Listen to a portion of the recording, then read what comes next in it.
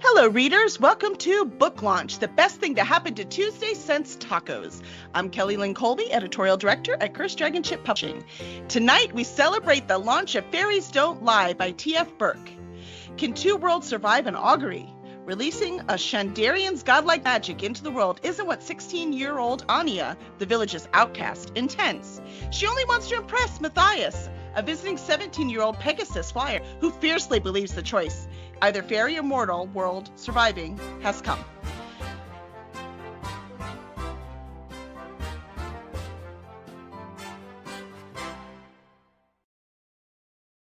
I'm going to finish reading this because it's too cool.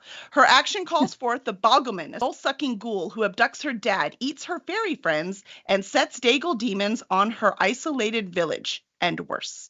The words of Anu and Dania are full of fairies, Pegasi flyers, myths, secrets, and themes of belonging, despite being misunderstood. And if you don't watch carefully, you might be pulled into the betwixt, the space between the worlds. I mean, the way you write that, I want to be pulled between the betwixt. I mean, is this not the goal? I mean, what's so scary about the betwixt? Hi, Tammy. There's some really cool stuff in the betwixt. Right? That is cool, yes. And there are some scary stuff in there too.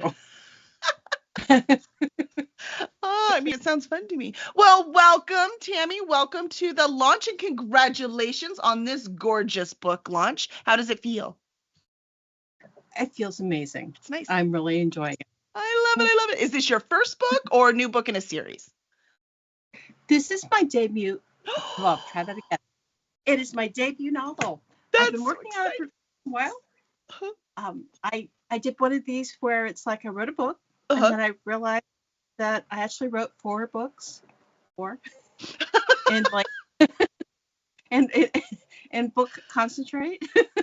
So I had to split them apart and then flesh them out. So the other 3 books are in different stages of revision, and then I have 3 more that are in outline form, so 7 altogether.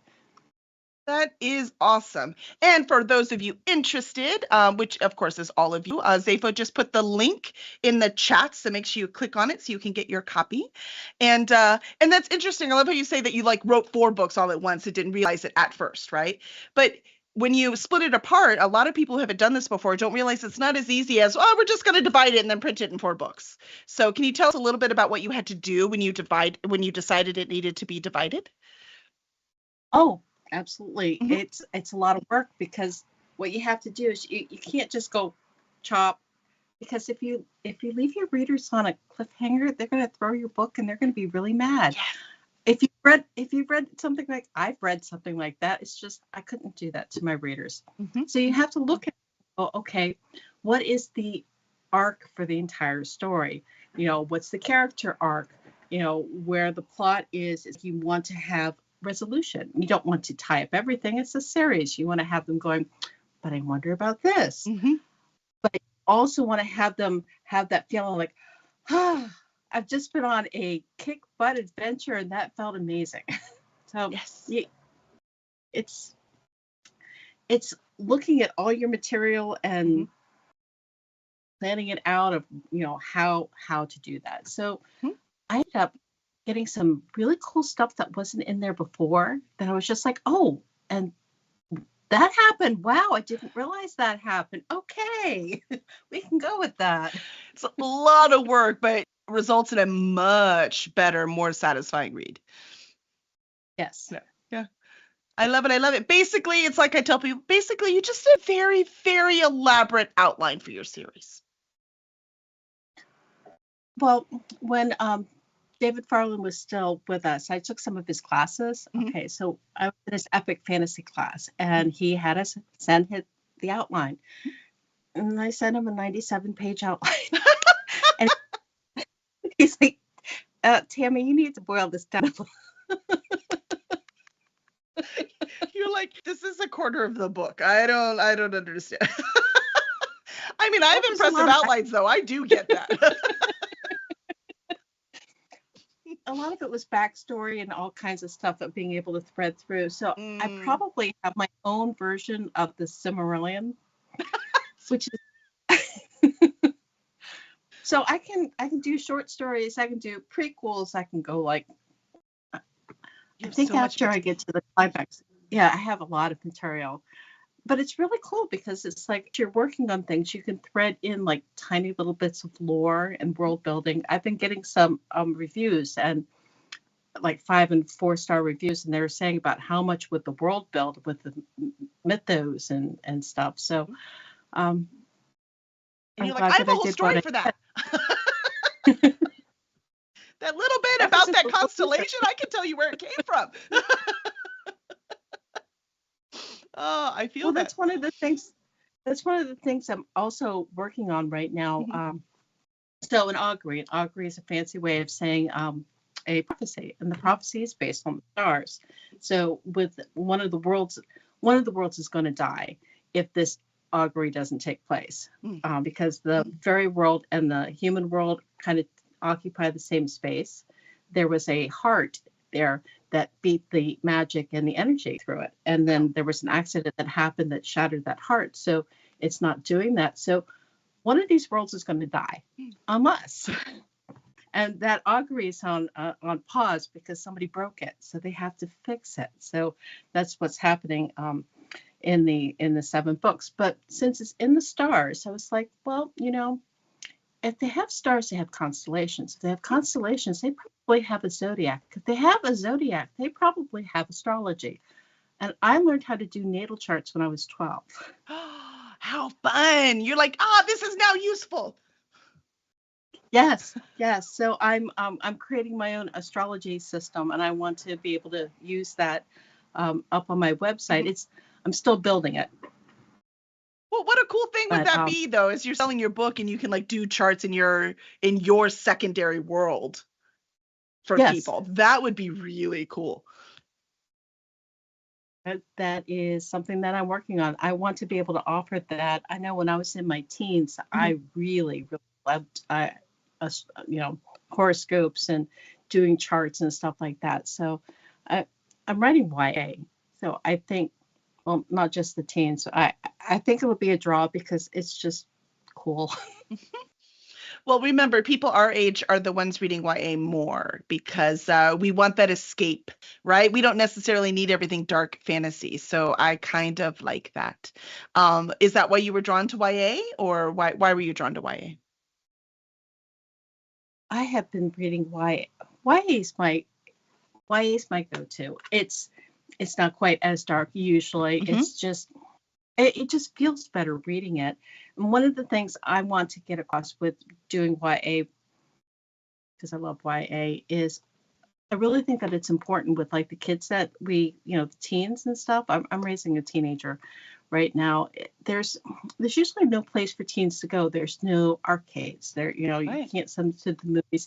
Hmm. And you get the get off my lawn, and I I think they really get the short end of the stick a whole lot. Hmm. So I have a lot of things of belonging and stuff. So I want to get across the message that even if you don't feel like you belong in a crowd, you always belong to yourself. And being your own best friend first helps you draw the people that are actually your tribe, your people, and that you're always, always, always enough. So I want to get that across. That is very important to me, and I want to do it in a means of, taking them on this, ferocious adventure at the same time. Ooh, I love that word, ferocious adventure. What a great way to describe it. I love that. Well, let's talk a little bit about your main characters. So we have Anya and we have Matthias, right? So those two were the ones mentioned on Yeah, the back. Matthias, a Pegasus rider. That is so cool. Why did you do? Everyone does dragons. So why did you decide to do Pegasus? I had a dream, and I saw a whole bunch of Pegasus flyers, like around a castle that was in the clouds. And Mhm. I was like, that's just really cool. That's really neat. Where can I put them at? And just the story started building on itself.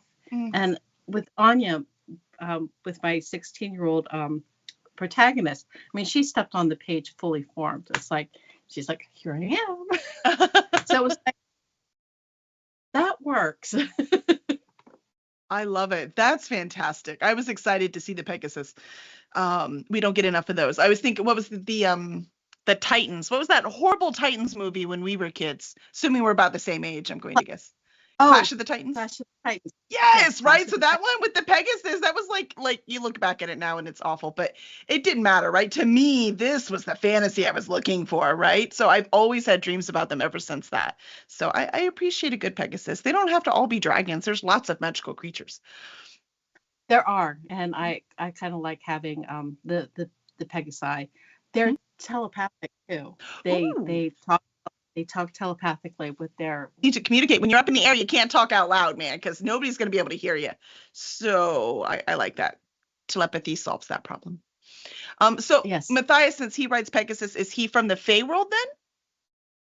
No, no, he's from the mortal world, but the Pegasi are fairy creatures. So there are some fairy creatures in the mortal world.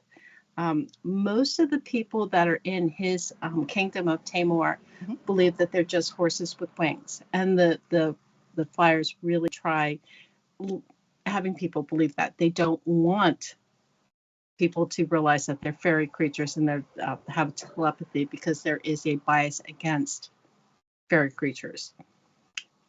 Augury, one world's going to die, so it's just like with the culture and stuff like that. It's like most humans, like fairies, bad. Yeah, we're gonna live. Gosh doggone it. Yes. Hmm. No, yeah, she has a lot of fairy friends. So she has fairy sight, and just, they're her buddies. She's torn. And well, with what Matthias sees with the fairy creatures, he's from a whole kingdom. She's in an isolated village on the other side of the mountains. There's no other people except her tiny little village. Mm. So there's a lot of stuff she doesn't get. So there's a whole lot of fish out of water type of a thing with Matthias coming over, and she really pushes him into questioning his beliefs, because that's not what she believes. And sometimes we can have biases, and Sometimes. what we think, we're raised with it. This is what Hmm. we think, and then someone brings up, that's not right. Hmm. And why do you think that way? And you have to think, why do I think that way? Yeah, which is why I like YA, because that's the age where you start to question those things, right? Yes. At first, like you said, you're raised by your parents, you believe everything they say, right? And then you start to believe everything your peers say, and then you start to really question things. And they're at that perfect age for their questioning. I think that might be part of my draw to that age group. It's fascinating. Yep. So I have Matthias doing that, and then Hmm. in book two they go back to Tamor. So then Anya is going to be the fish out of water. Oh, she is such a trouble magnet. I mean, trouble just follows her. Well, I mean, it would be boring otherwise. Sorry, man. That's what happens when you get the protagonist role, you know? You say, I want to be the hero. And then you're like, wait, what did I sign up for? Some of the things that she does, I mean, as I'm writing it, I'm like, oh, Anya, really? Are you sure? Is that the choice you want to make? I love it. I love it. We never know with these peoples. So title, fairies don't lie. And of course, colloquially, that is the thing, right? Like they can't lie. But they are very manipulative in the things that they say to get their way. Is that true of your fairies? Yes. Mm. I like doing titles that are like, like fairies don't lie. It's like, but do they? You know, book two is fairies don't forgive. Oh, Or do. interesting. We'll have to see what Yeah. happens. Well, we talked about the Pegasus, right? So that's really cool. Do you have another magical creature that just you were thrilled to write that it was fun to explore? I have wyverns. Ooh, fun! I like it. So for those who don't know, tell us the difference between a wyvern and a dragon. Well, wyverns are usually smaller. They have 2 legs instead of 4. So dragons they have 6 limbs, 4 legs, and the wings. Wyverns is 2 legs and the wings. Um, Dragons are fire breathers. Wyverns can be fire breathers, but they can also just breathe poisonous gas. Mm. They're usually a lot faster, being able to turn in the air because they're more slender and a little whippier. Yeah, they don't have as many limbs to take care of them, right? They can have more hollow bones and Mhm. move more. That makes perfect sense. Yes. I love it. Are they dangerous in your book or like fun? They're dangerous. They're dangerous with the Evil laugh. yeah, there's a big battle with them in the book. I don't want to No, don't no, want to that's do any good. major Yeah, yeah. spoiler, Yeah. We don't want to but do spoilers right now. We try hard enough when we do book launches for like following books besides first ones, not doing spoilers. We certainly don't need to spoil the first book. We should be able to avoid that, right? We'll see. I am wondering, but I have is there any like love interest between Matthias and Anya? Is there anything going on? Or are they like strictly friends? they there's a romance there. There's definitely a romance there. Very sweet. But yeah, Matthias, he is he's supposed to, according to his parents, that he's supposed to be involved with these suitor games for the heir princess Oh, back in his kingdom. mm-hmm. Okay, so he's kind of spoken for, and he wants to do this because he wants to get the forgiveness of his parents. Okay, so he has a reason behind doing that, but Mm-hmm. it's not really what he wants to do. It's just he wants to make it right because he screwed up big time. So this would make it right. All right, and then Mm-hmm. he meets Anya. She is like this. He likens her to one of those spit kittens, like those tiny little barnyard kittens that like We call him Spicy. That's right. Spicy kitten. That's right. yes. And I mean, she makes him question a whole lot of things that he thinks that of what life is. And she's just very brave and she's compassionate, and he doesn't know what to do with that, and is on a mission to actually see whether he can find these star charts to be able to restart this augury, because he really knows this augury needs to get restarted. And she actually has knowledge that he didn't know, that that it was like really cool. So yeah, they end up making the situation worse because, well, Oops. you know, Because but plot. Yes. but Yes. there's definitely chemistry between the two of them, and there's a lot of push pull because he's attracted to her, but then he's like, no, I need to do duty.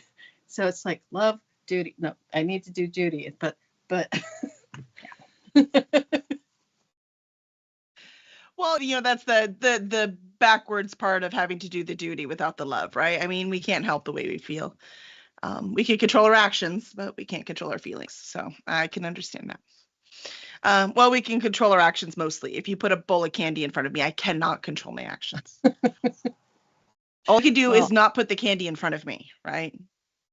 So, and poor guy, he's been thrust with this girl here now, and he has feelings for her because she's challenging. I mean, there's some people really like that, right? So it makes sense to me. Yeah. Otherwise, life's boring.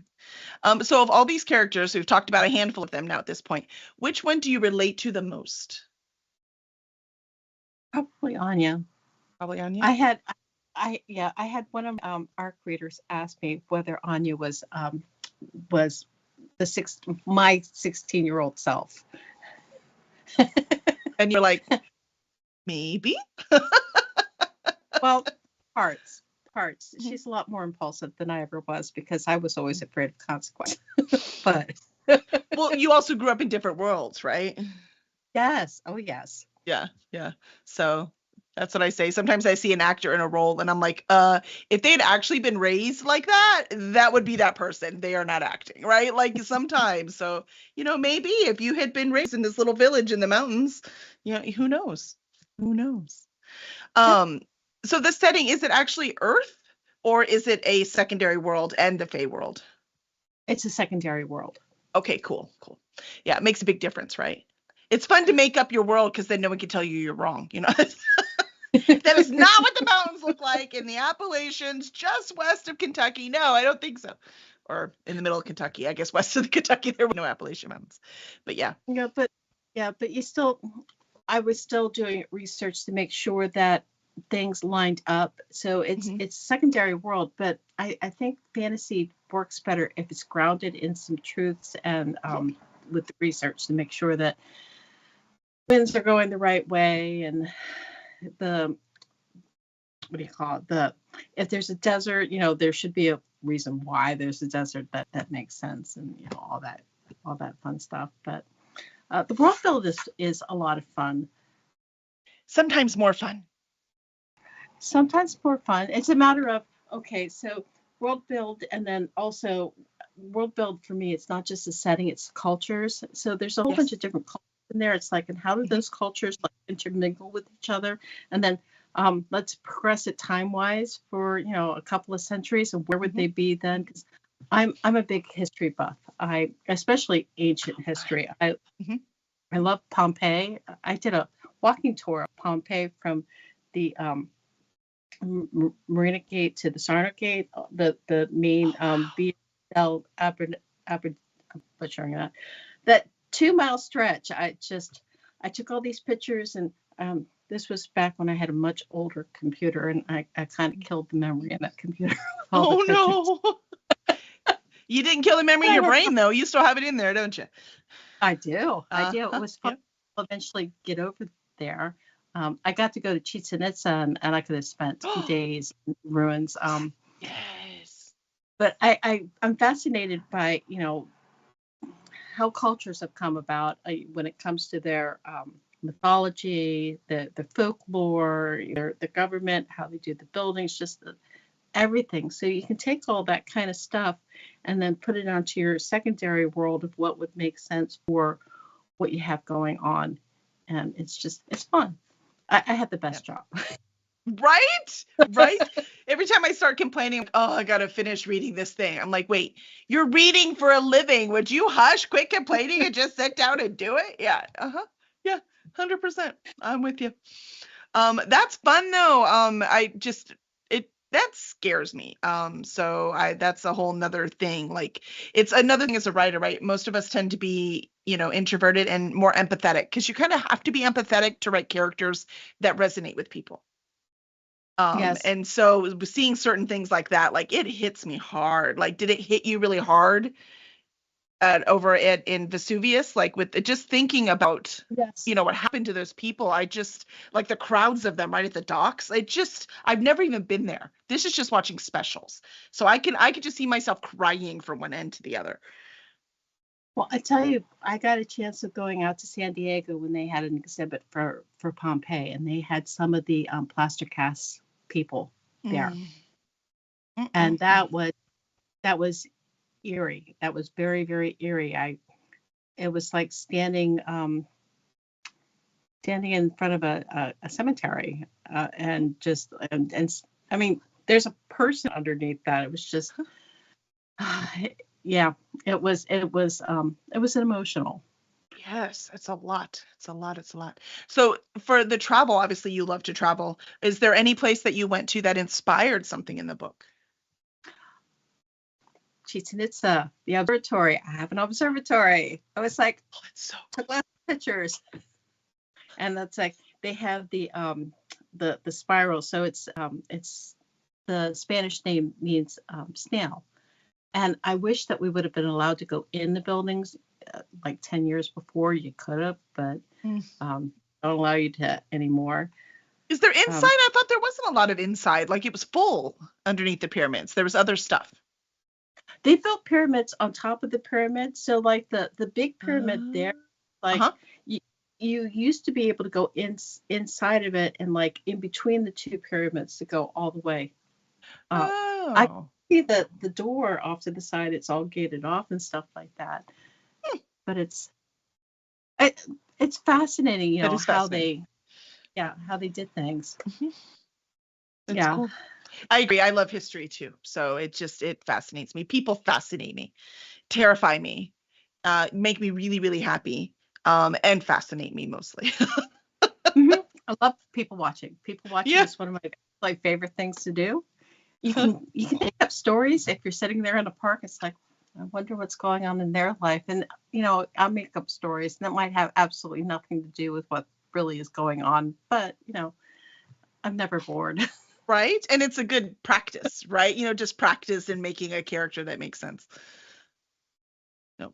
So would you like to see Would you like to see a picture of those Daigle demons? Yes, you have pictures? Yes, I I do.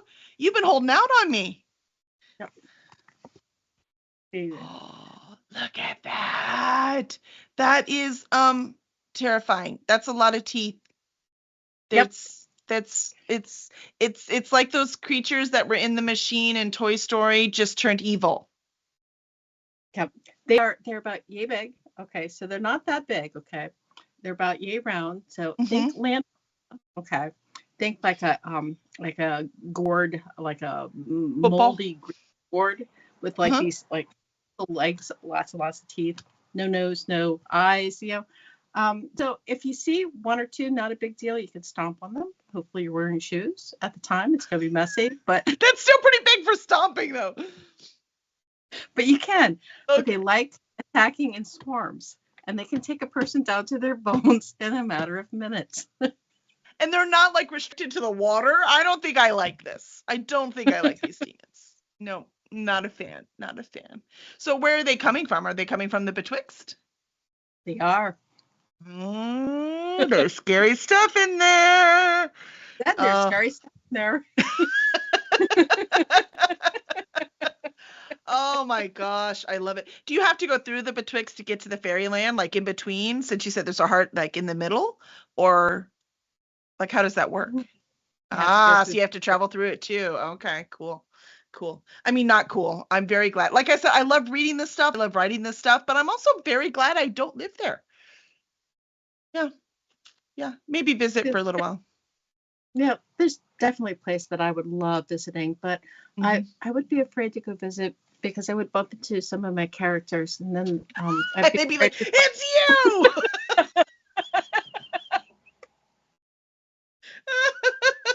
That's right. That's right. I knew it. Why? Why did you do this to me? I told you not to go there and you went there, so sorry. Oh, I love it. Well, some people say like their characters actually talk to them. Like my characters don't. The only thing is like if I'm writing having a really hard time, usually it's because I'm trying to make my characters follow the plot and it's not natural for them. But they don't actually like talk to me. Like how do the characters work for you? They will talk to me sometimes. Mhm. Um, to get underneath their skin and understand where they're coming from, some are a lot more talky than others. Like with Matthias would not tell me what was going on with him. He was a hard one. I mean, Such a Anya, boy. yep, she showed up fully fleshed. Matthias, yeah. So I ended up having to. I finally was like, okay, fine. I'm going to talk to Anya about what Matthias is like, and I'm going to ask his best friend Keston. That's his sidekick. I'm going to What a ask great Keston about name. that. You've got great names. I'm sorry, go ahead. Thank you. So like Keston was absolutely no problem with like, so they're both like telling me like stuff about Matthias, and eventually Matthias like shut up, go, wait, stop. Quit talking about me. Let me tell you. I'll tell you. They've got it all wrong. Well, parts of it wrong.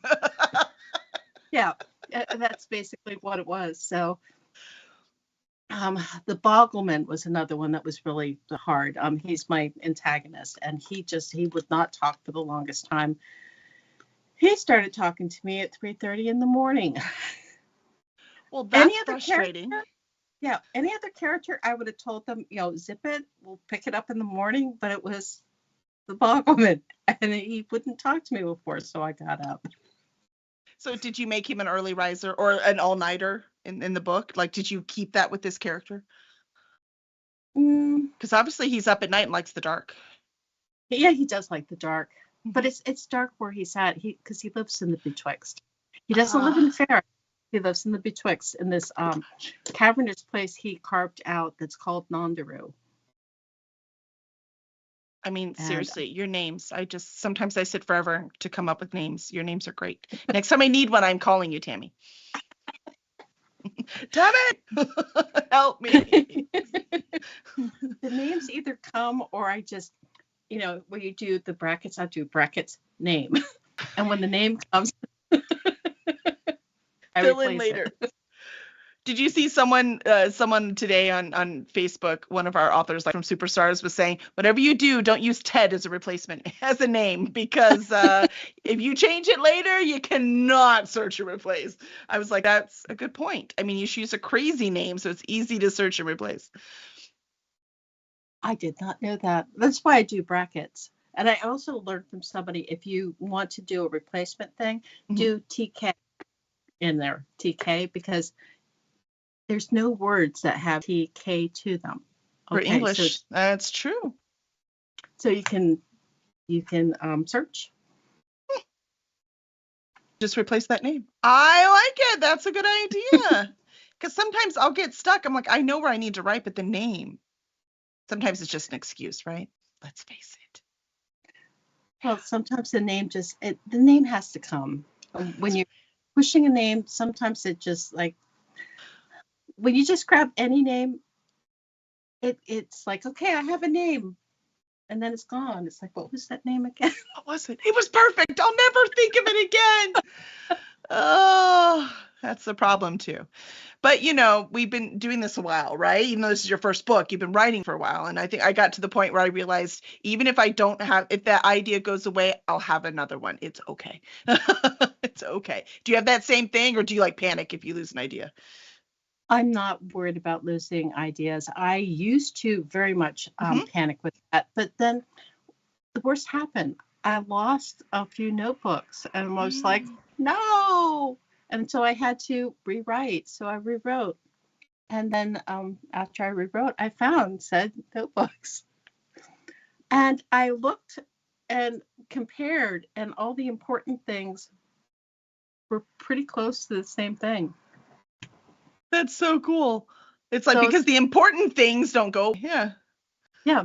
And the things that weren't so important, it actually was better the second time around because my subconscious had more time to play with it. Yeah. So yeah, I'm at a point now that I trust my subconscious a lot more than what I did when I first started writing, because it's like you only can keep so much in your conscious brain. Most of the stuff that when you're working on stuff, it's here in the back of your head in your subconscious, and you're just basically diving into that pool to pull out stuff. So right. It's like, I can leave it in the pool till I'm ready for it. I'm okay with it. We're just gonna rest for a little while. I can stay there. No, that's same thing, right? I just used to panic over everything. I'm like, nah, something will come up. So speaking of the writing, do you have like a writing routine? Like how do you usually get into it? I get up at 5 o'clock in the morning because the house is quiet. I had somebody say, oh, I didn't know that you were one of those morning people. It's like, no, I'm not a morning person. I just have a morning schedule. I have to. But I get up that time because the house is very quiet. I can make my cup of coffee and I can just write. And my inner critic, my editor brain, isn't awake at that time. Oh, smart. That's right. Yes, because I'll work on writing after I get home from my day job. Okay, it's a little bit different because my editor brain is awake at that time, and I have to say, thank you very much for showing up, but you're early right now. You can go play for a while. I'll let you know when it's time. That's right. You can come back when I'm washing dishes. For now.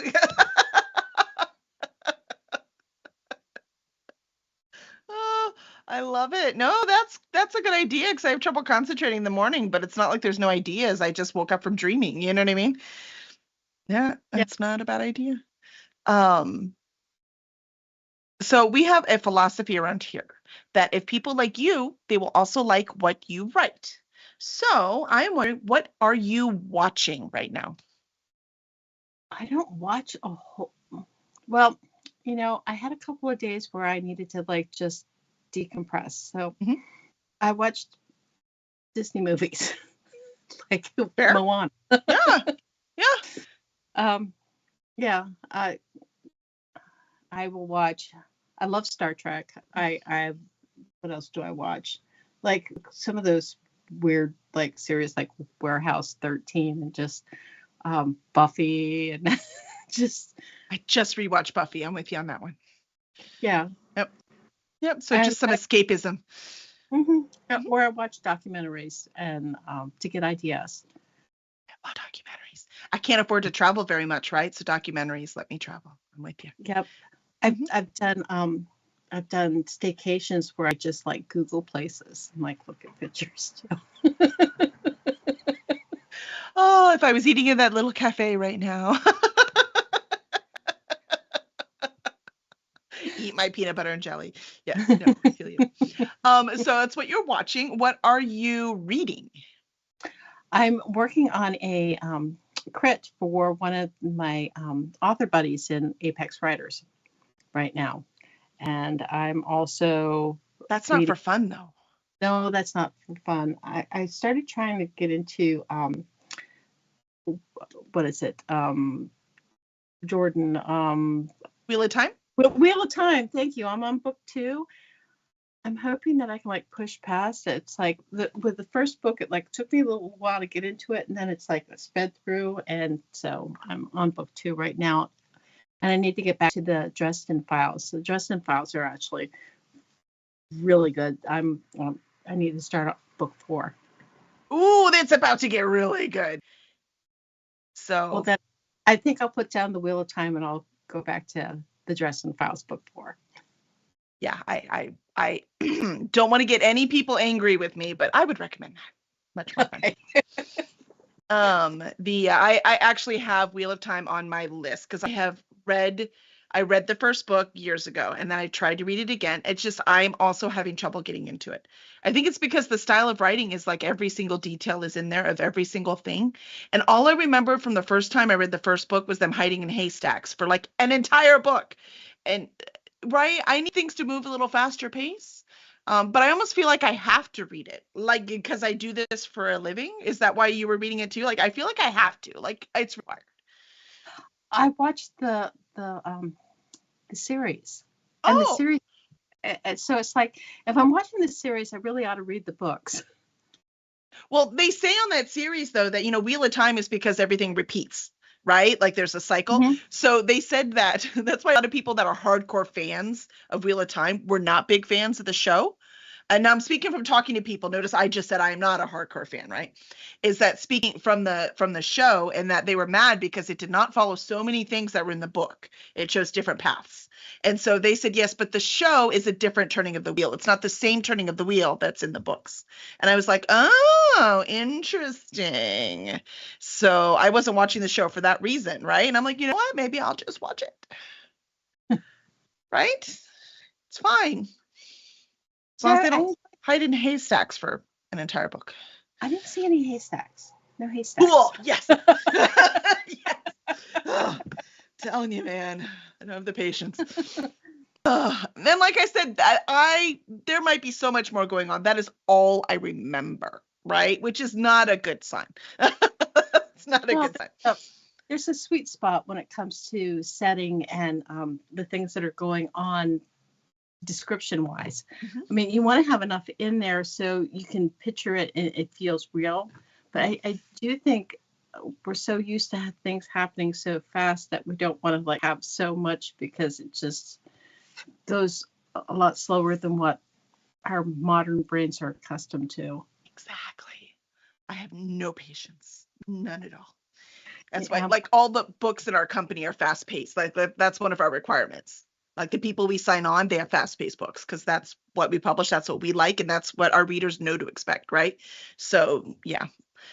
But I think it's good for me to slow down, probably every again. I have kitty cats. They make me slow down because they sit on my lap and go, no, you have cat gravity now. Can't leave. Can't leave. I'm warm now and I like it and you can't leave. Yeah. But with the fast pace, I on some of the reviews, they Mhm. say that my book is very fast paced too. Yay! Yeah, Good, good. I like that. I like it. I like it. yeah. Um, Excellent. The So we did what you like to watch, or what you're watching, what you're reading, and how about what are you listening to? And this could be music or audiobooks or whatever you're listening to, podcasts. I've been listening to music because my commute is from my house to my Mhm. day job, and it takes about 5 minutes. So Same. I You don't know, have to put on sometimes, pants. It's great. yeah, yeah. I have audiobooks. I'm listening to a friend's audiobook. It's a sci-fi and it's really good. I just have to make sure I don't have my teen in the car because it's a little um, more advanced than what I want him to be around. But I've needed my head to just kind of decompress. So I'm listening to Imagine Dragons, and Ooh, I like I Lindsay know. Sterling. For sure. And, yeah, those are the two that I'm really like listening to a lot these days. Yeah, I love it. I love it. Well, excellent. Well done. Congratulations on your debut novel. Killer cover, amazing concept, and I'm very excited to dig in. And Zepho will put the link in so that everyone, if you are ready to purchase that book, which of course you are, the link is in the chat so you can grab your copy. And Tammy, now that everyone is fans of your work, where can they find you? Well, they can find me on Amazon. They can find me on Barnes and Noble. Now with ebooks right now, my book is in KU, so it's only on Amazon. But the paperback, Barnes and Nobles, I saw that you can actually get it for Walmart. Don't buy it at Walmart because they're going to charge you twice as much. That's right. So don't do that. So on Barnes and Nobles, what is that place? It's bookshop. Oh, Um, bookshop.org, so you can get it from your yeah. local. Yeah, Mhm. bookshop.org. Highly recommend that one too. Which also means then you can order it from your local bookstore as well. Yes. So if you can get it on bookshop.org, then you can also get it at your local bookstore. So that's really cool. I love that. And then do you have a website? What are your socials? Like where can people find you?